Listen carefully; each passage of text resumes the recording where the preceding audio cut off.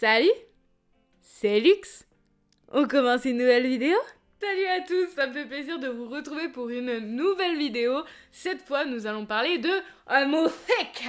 La musique, c'est quelque chose qui partage ma vie depuis un long moment. Déjà, j'adore chanter, c'est quelque chose que je pratique tous les jours sous ma douche. Non, en vrai, j'ai fait quelques années de chorale quand j'étais plus jeune, du coup, ce qui m'a permis d'avoir quelques techniques de chant et d'être un peu plus à l'aise avec ça. Mais aujourd'hui, on ne va pas parler de chant et je ne vais pas vous mettre à déclamer des chansons comme ça. Non, je vais vous parler des instruments. Alors, il s'est avéré qu'au collège est arrivée une passion un petit peu étrange pour les instruments de musique, parce que je ne sais pas en jouer. C'est ballot. En effet, aujourd'hui, je vais vous présenter les moultes instruments que j'ai réunis au cours de toutes ces merveilleuses années que font ma vie. Et on va commencer par un classico, el numéro uno, celui qui a fait chier la France entière, je demande la flûte à bec. Faut vraiment que j'arrête de hurler pendant ces vidéos. Vous la connaissez tous, c'est l'incontournable flûte à bec. Alors, ne parlez pas trop de toutes les graffitis qu'il y a dessus. J'étais au collège, j'étais jeune, c'est un petit peu folle. Très sincèrement, cette flûte a fait chier tout le monde et moi, je l'adorais. Pourquoi? Parce que j'avais tout le temps des 20 sur 20. En effet, c'est grâce à cet instrument un petit peu pérave que je me suis aperçue que j'appréciais beaucoup les instruments et c'est la première fois que j'ai pu reproduire des musiques que j'adorais, quoi. Faut savoir qu'à l'époque, Internet venait juste d'émerger dans les foyers, et moi je venais juste d'avoir tout ce qui était MSN et tout ça, et à l'époque, oui, bon, fut un temps, j'ai téléchargé quelques musiques illégalement. J'utilisais Radioblog, qui n'existe plus à l'heure d'aujourd'hui, qui était un site où tu pouvais écouter librement en streaming tout un tas de musiques. Mais moi, les musiques qui m'intéressaient le plus, c'était pas les musiques mainstream, c'était pas les musiques d'aujourd'hui, c'était les musiques de jeux vidéo. Deux en particulier, Zelda Ocarina of Time et Dark Chronicle. Et il faut savoir que, autant je n'avais pas accès en limité à Zelda Ocarina of Time, étant donné que les jeux ne m'appartenaient pas et du coup j'y ai joué occasionnellement, autant Dark Chronicle, j'y avais accès en libre service étant donné que c'était un jeu qui faisait partie des miens. Sauf qu'il était ultra buggé, de toute façon j'en parlerai, je ferai une petite chronique dessus. Il était ultra buggé et en plus de ça, fallait que je recommence le jeu pour réécouter certaines musiques. J'ai dû le recommencer 500 milliards de fois ce jeu. Bref, la question n'est pas là. La question est que pour le coup, j'ai pu enfin créer des mélodies que je connaissais, que j'avais envie d'écouter avec ça.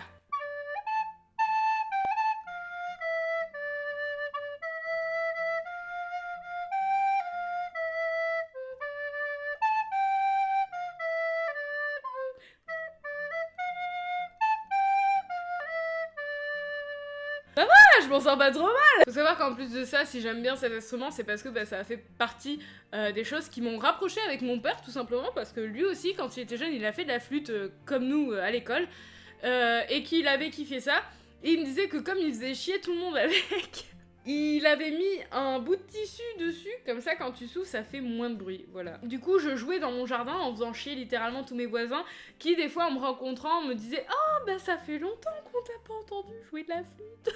Regardez qui a entendu le joli son de ma musique mélodieuse. C'est sortir, hein. En deuxième partie, je vais vous présenter l'instrument que je n'aurais jamais cru avoir. Il s'agit de mon ocarina. Il faut savoir que à l'époque où je voulais un ocarina, donc j'avais joué à Zelda, voilà, comme si ça se savait pas. Du coup, j'étais ultra fan de cet instrument. J'avais téléchargé des musiques où toutes les musiques de Zelda étaient reprises juste à l'ocarina. C'était juste wonderful. Je me suis dit, oh my god, et il m'en faut un. C'était introuvable, hein, très sincèrement. À l'époque, acheter sur internet, ça ne se faisait pas. Les parents avaient peur d'acheter sur internet, parce qu'ils avaient peur des arnaques. Du coup, l'achat sur internet, c'était mort. Là où j'en ai trouvé, c'est au Virgin Megastore. RIP.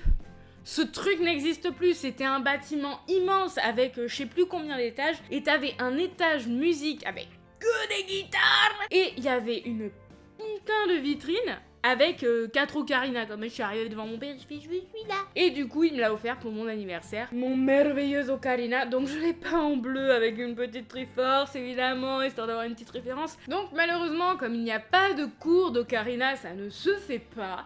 Non mais disons que j'ai jamais trop appris. En vrai, je pense que cette vidéo va être un peu mon leitmotiv d'apprentissage, tu vois. Mais le son est magnifique, regarde.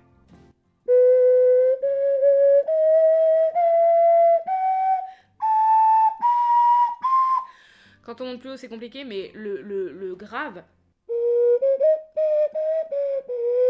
Le troisième instrument que je vais vous présenter est un petit peu plus what the fuck. J'en ai voulu un à cause d'une vidéo qui a tourné sur internet d'une jeune fille qui était à un festival genre typé Comic-Con et qui suivait les gens en cosplay en jouant avec cet instrument le thème de leur cosplay. J'ai trouvé ça ouf, ça m'a fait trop rire, je me suis dit il me faut cet instrument, il est trop drôle.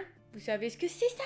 Tada! C'est un Melodica. Alors à la base, donc ça se présente comme ça. Bon, il y a encore des petits trucs un petit peu partout. Ça, c'est un peu comme la flûte, hein, tu vois. Sauf que là, j'avais 25 ans. Donc, c'est très simple. On a un piano ici. Pas de bouton, pas d'électricité, rien. Il suffit de souffler dedans. Bon, là, je souffle, ça fait rien parce qu'en fait...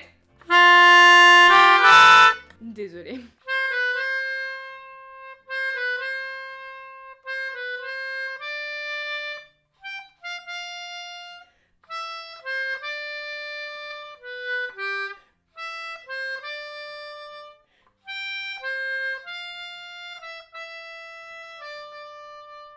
Vous avez reconnu?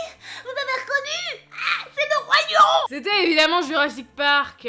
Cet instrument-là, je l'adore. À la base, c'est un instrument pour enfants. Mais écoutez, qu'est-ce que je voulais? Ne sommes-nous tous pas des enfants au fond, nous? Le quatrième instrument de cette collection, c'était un petit peu mon plaisir caché. J'adore les pays celtes, notamment l'Irlande. Et en Irlande, ils ont quoi? Ils ont des flûtes. Et moi aussi. Donc j'ai fait l'acquisition de 2 flûtes irlandaises, donc celle-là que j'ai achetée à Bordeaux, qui est faite avec une construction originale de quand elles étaient faites. C'est-à-dire qu'à la base, elles étaient faites, je crois, en boîte de conserve avec juste un petit bout en bois là. Du coup, elle est faite de la même façon, c'est juste un bout de ferraille qui a été soudé ici, avec un petit bout de bois. Celle-là, par contre, je l'ai achetée en Irlande, c'est exactement la même, sauf qu'elle est un petit peu plus moderne. J'aime les deux, elles sont trop cool, ça fait un son trop génial. Franchement, je trouve que pour commencer la flûte, c'est beaucoup plus simple que la flûte à bec. Et puis en plus, ça a un son. Mais alors, Lord of the Ring, no problem!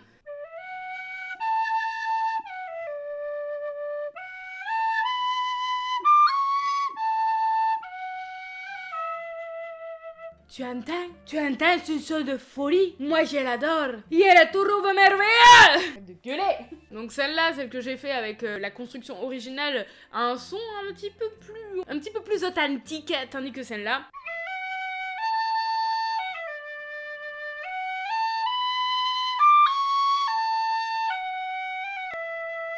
Voilà, celle-là je la trouve vachement plus claire que l'autre, enfin bref, c'est quand même très beau, moi j'adore ça.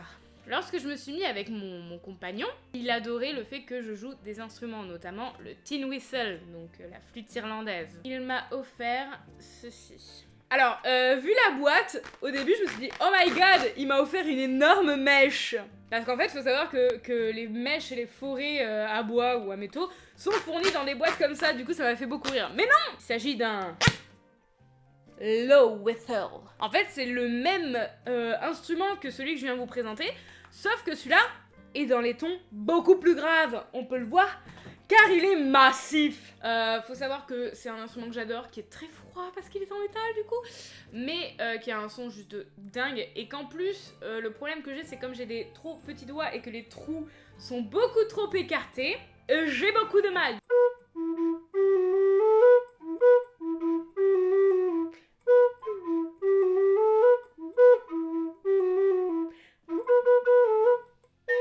Vous voyez, c'est un petit peu compliqué pour moi d'en jouer parce que vraiment je galère avec mes doigts. Mais je compte bien évidemment m'entraîner, pratiquer, afin d'avoir un écartement de doigts satisfaisant pour pouvoir enfin jouer correctement.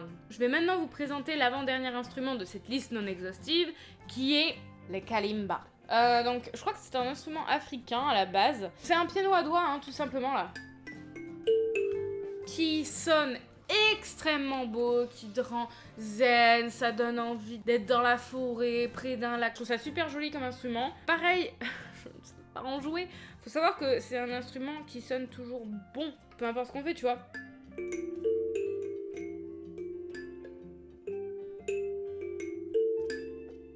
Tu vois, là là tu te dis waouh c'est mignon, c'est joli, c'est beau. Donc je connais pas encore beaucoup de chansons avec, faudrait que je me refasse un petit carnet comme une copine a fait, comme ça apprendre au moins faire des mélodies un peu plus connues, histoire que les gens se disent ah tu sais jouer ça. C'est toujours classe quand t'arrives dans un endroit avec un petit instrument et que tu fais ouais moi je sais jouer ça, voilà bref. Et maintenant, il est temps de vous présenter The Masterpiece, la crème de la crème. Voilà mon dernier instrument que j'ai à vous présenter. C'est un Magnus, ou Magnus, je sais pas trop comment on dit. Cet instrument un peu particulier, c'est un orgue électronique.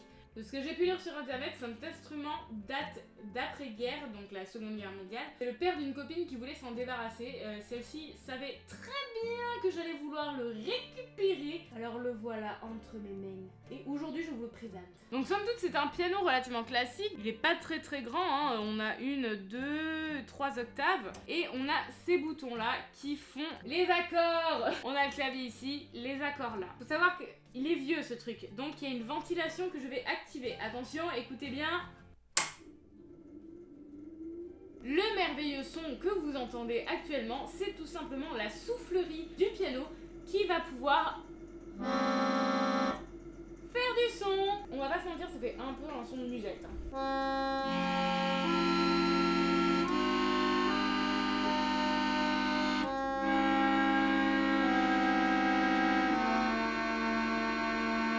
C'est génial, non? Le son que produit ce dernier instrument est un mélange entre l'harmonica et l'accordéon. Quand je l'ai récupéré, j'avoue avoir été très étonnée du son qu'il faisait.